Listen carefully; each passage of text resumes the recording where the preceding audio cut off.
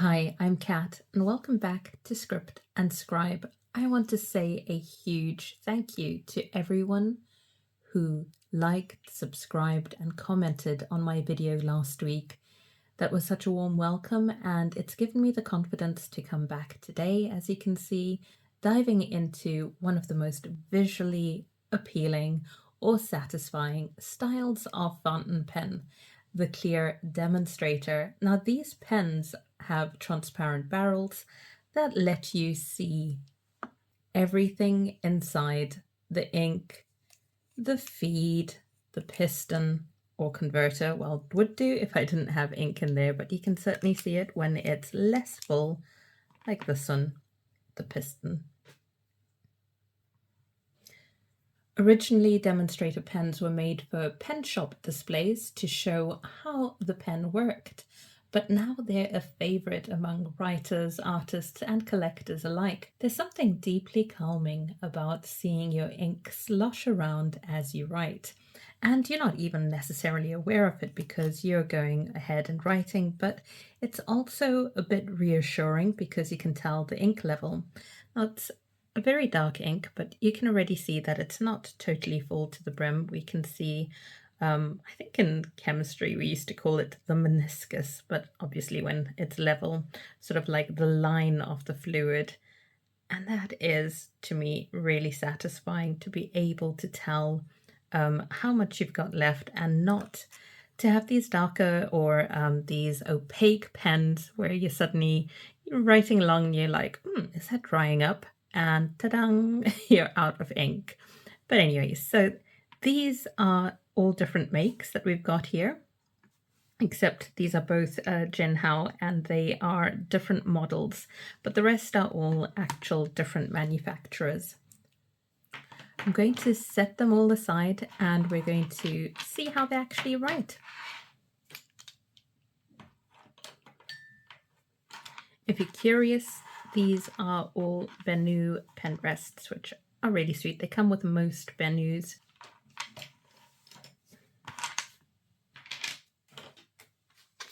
So here we have a Hobonichi A5 notebook in plain, so no dots, no grids, nothing, just plain paper. I've already laid down the little samples of the ink that is in each pen, so hopefully I'll actually get the correct pen. Let's see how clear a clear is in terms of me deciding. So yeah, I would say that's the top ink in the Asvine, and this is the P36. So I'll bring that closer. You can see the model number on there. And that's actually really handy because last week I realized that the pen supplier who sent me my Nagasawa pen had actually not sent me a Nagasawa pen. So I am going to be in touch with them. But when I was showing you my pen collection and I said the Nagasawa looks like a Pro Gear Slim because it is manufactured by Sailor, they actually did send me a Pro Gear Slim, and I know this because it didn't have the cigar shape. I was like, I'm sure that it has similarities, but they're not identical. And I looked it up and it's like, yeah, the Nagasawa Prophet has a cigar shape, which obviously the pen that I showed you did not. Checked my order and my order definitely said it was a Nagasawa Prophet. The picture of it was cigar shaped, but what I got was the Pro Gear. So I am in touch with my supplier of that fountain pen, but the funny thing is I really like it because I finally used it. Anyway, getting sidetracked, we go back to demonstrators. So this is the Asvine and it is a piston filler and it really is gorgeous. You can easily see through there. Here we go. I'll do a quick test. So Asvine P36, so P for piston, and it is the fine nib. The ink that we have is Sailor Papaya, which is a limited edition or a Cult Pens exclusive.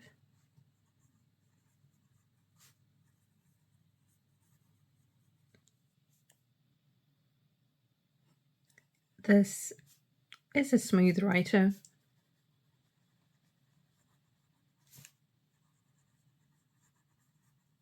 and lays down quite a bit of ink as well, as you can see, but not too much. I mean, this is going to dry absolutely fine. I'm not going to sort of like rub my hand into it. Obviously there's different writing styles, but I do sometimes find that there's certain pens, when paired with a wet ink, you find yourself smearing as you're writing along.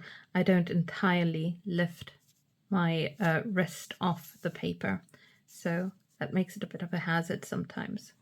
But yeah, I think this is a really decent pen. This is the first time I've inked it up, and I'm impressed by it. So we'll set that aside. You go on to the Opus 88 Omar, nice and chunky, and it has a 3.5mm reserve in there. So I don't know, reserve, it's got a capacity, 3.5mm capacity in there for ink. And I will just show you that you fill it up by using a little eyedropper to drop your ink into there. I'm having a look around. I haven't got one nearby. Ah, yes, I do. That's lucky. So there we go. You would suck up the ink into this and then drop it into the actual pen directly. Now, a lot of eyedropper pens don't have what you're seeing here in the center, this plastic bit. But the reason this particular eyedropper does is it is not a piston, but it does have a valve.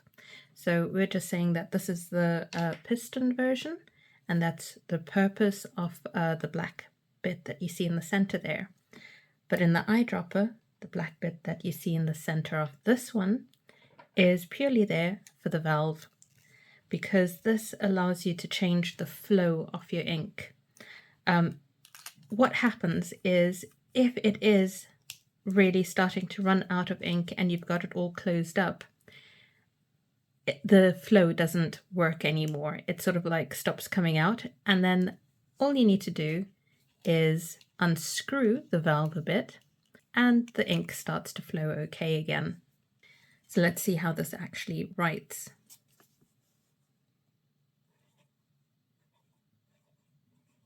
Oh, I'm getting ahead of myself. I'm already going for the 88 before I did the S. So Opus 88 Omar. And the pen ink that I've got in here is Varingil.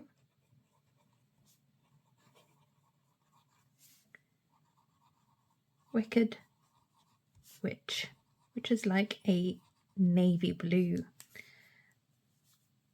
You can see this is a smooth writer. It's an EF nib. And for whatever reason, my camera stopped recording, so there's a few more lines that I've added in there. I was just saying this is a smooth writer and is less juicy looking than the Asvine or Asvine P36, and that might be to do with both the nib being extra fine rather than fine, and also the ink being more saturated. But that said, even when I use a wetter ink, such as the Sailor Papaya, it lays down less wet than that one did. Not that that one was overly, but yeah, it is one of my everyday writers. I find it so reliable. The actual nib that it comes with has got very little flex. It is extremely stable, or I'm tempted to say rigid, but there's a different word for it. If you remember the word, let me know. Yep, I will pop that one away. Definitely a favorite. I love Opus 88s, and this is made in Taiwan, and we go on to another one that is made in Taiwan, which is a very popular make. It is the Twisbi Eco. Even the model is popular. I have heard loads of people complain that either the cap or this section gets cracked. They've also mentioned that the nib sort of like comes unseated, and then you can have a bit of a splodge of ink on your page. I've had a bit of movement on the nib, but it's never come totally out. And it's quite easy just to sort of like send back with a little gentle push like that. But it's only done it twice and I've had it a few years. So this is the Twisbi Eco. We've got a 1.1 stub, which I find really fun. I've noticed that people who practice with their stubs have also been doing the sort of like typewriter font. I don't think I can actually manage it, but I will attempt with an A, where they sort of like have the flourishes that you would see a typewriter actually complete on them. And it takes a lot of patience, but I do think it's a fun thing that I've been seeing crop up. And you can just also do a lot of line variation, because if you go on the sort of like finer end and then sort of angle your pen, you get the line variation with your stub nib. So I like that. It is actually filled, I'm already doing the cross hatches, but I should say it is filled with Wearingiel again. I like that make of ink. Tin Man. So you can tell there's a Wizard of Oz theme between these two, because I like both the Wicked Witch set and the Wizard of Oz set. So this is actually looking a lot more saturated. Sometimes Tin Man looks a little bit less saturated, so it must be the combination of the pen and the paper. It's almost looking like a charcoal, but I usually get a bit more variation in the shading where it leans towards a lighter grey as well. But I noticed that here as well in the sample. I'll try and lift that up a bit. And there's only one section where the shading actually happened, and that was more because I'd sort of like touched it. There we go. That's a little bit of the shading, but not as much of the quality showing. So next we're going to go on to the Jinhao Tiandao, and this is the one that's got a guitar clip and a 5-point star at the top. And what we've got here is a pen that looks on first glance like a piston filler, but if you know Jinhao, you know that they're usually converters, or they allow you to use a standard cartridge, and their converters have really come a long way now. I've actually seen converters, or I have converters that even have a gold clip over this rotation bit. So the reason I say that they've come a long way, and hopefully I don't make a mess, is that the converter is actually really secure, because it's got the threads that screw into the body of that whole nib section, the whole part there. So that doesn't come unseated. You've got high-end pens that sometimes cause a mess, and I'm thinking of one of my favorite pens, Pilot. I absolutely loathe the Pilot converters. I think I mentioned in my first video that I can make a mess with ink sometimes if I'm not paying attention, and I find the biggest culprit for me is refilling my Pilot converters. If you know, you know, but let's give this a test. This is in a medium nib.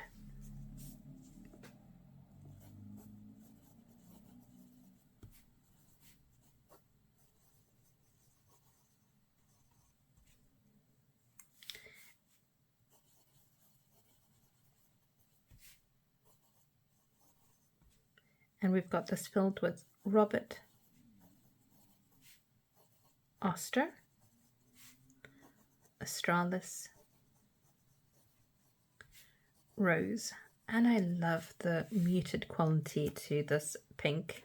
I like my colours to be a bit dusty sometimes, and that's really the quality I'm seeing in there. It's quite a quick drying ink, and together with this pen it dries really fast, even though it is a medium nib. So you saw that with the writing there. I'll give these a moment, and it's going to definitely smear if I do this, but not a huge amount. I'll wait another moment.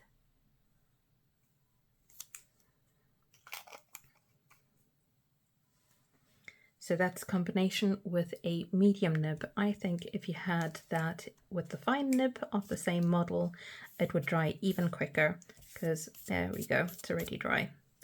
Right, so we move on from this Jinhao to another Jinhao, and that is the Dadao 1919, and this one became really popular for the heartbeat nib, but this is the standard nib. And that's the converter I was talking about. It looks much prettier, doesn't it? Or a little bit more aesthetically pleasing rather than having the clear one or the black one. So to have that all gold, that looks really nice inside a demonstrator for the converter. And again, it's one of the twist ones, so it seats itself really nicely. You're not going to find that just coming out and causing a mess. So very well thought out. And this one is filled with the sheening ink. It's the one that had been sitting in here for like 2 weeks. So all I did is dipped the nib into a little bit of water, and it immediately loosened all of the ink that was in the feed and started writing again. So here we go. I didn't have to do anything other than dip it into a little bit of water, dry that off with a little bit of cotton wool, and here we go.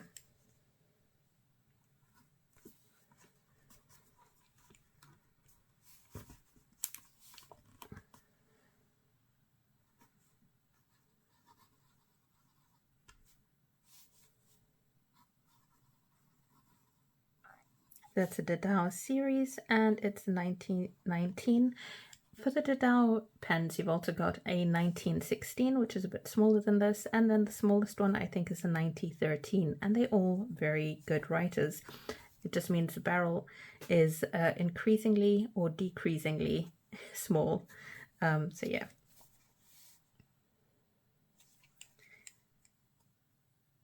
This is diamine, deadly nightshade, and hopefully the qualities are coming through for you to see that it is a deep plum and what they call a ghastly green, which is a sort of like deep green, sort of olive almost, and I like that variation as you're writing along. This is a fine nib, so you don't even need to have a medium nib with this Jinhao series, because it's showing all of the variation. Usually you go for a wider nib if you want to show the quality of some sheening inks. Some fine nibs are really good at doing that, but yeah.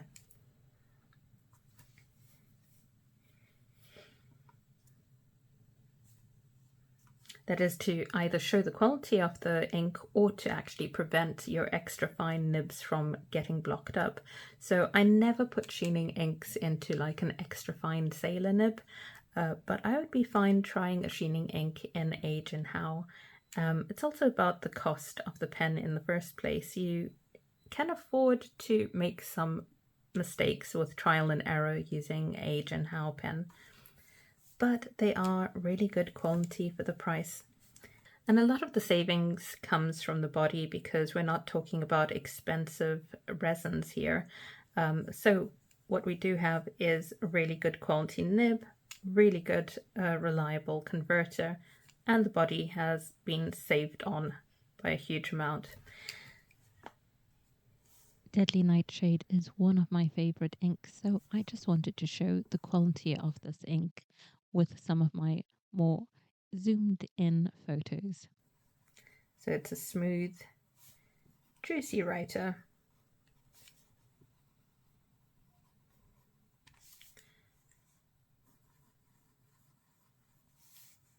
I'll go in for it. There we go. See, if you don't give it time, but if you do give it time, it dries so nicely over there.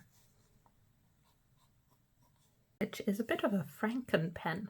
It is the Inkursive, and what we've got is a standard piston filler, an inexpensive one. This is a very cheap plastic body, and instead of leaving it as it was, it's been adapted for the front section here. I think there was a lot of trial and error.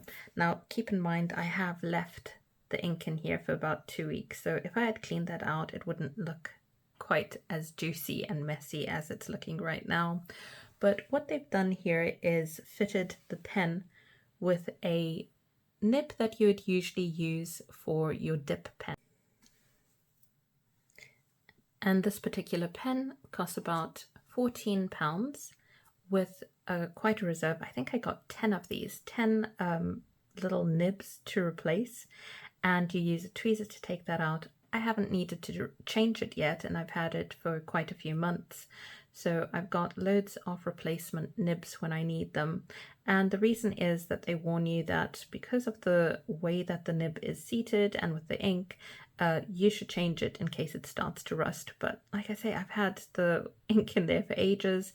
It hasn't rusted. These are really good quality Maru nibs.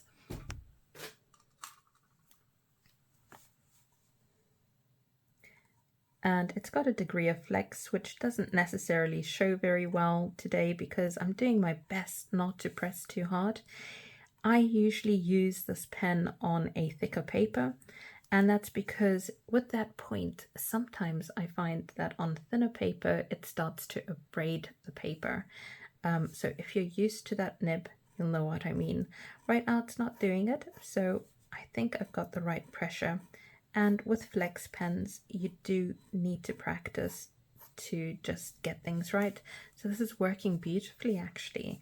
So this is the Inkursive. Obviously, it is beyond extra fine. This is a flex nib, so it goes from very fine to broader,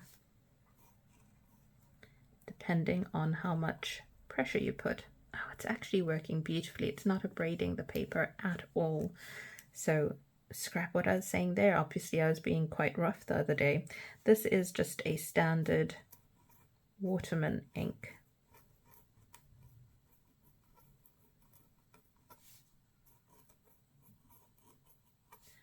Harmonious green.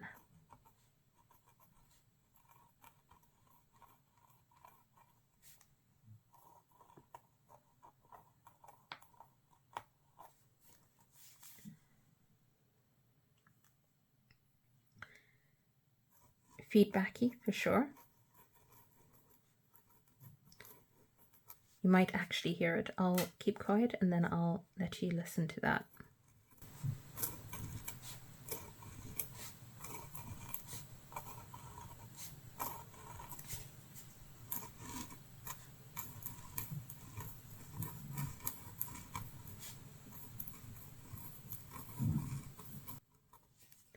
I do enjoy this one. I use it very often and I like it in journaling as well. So those are my 6. I'm far from an artist, so what I did with this picture is used a stencil outline and drew all the detail with the Inkursive pen.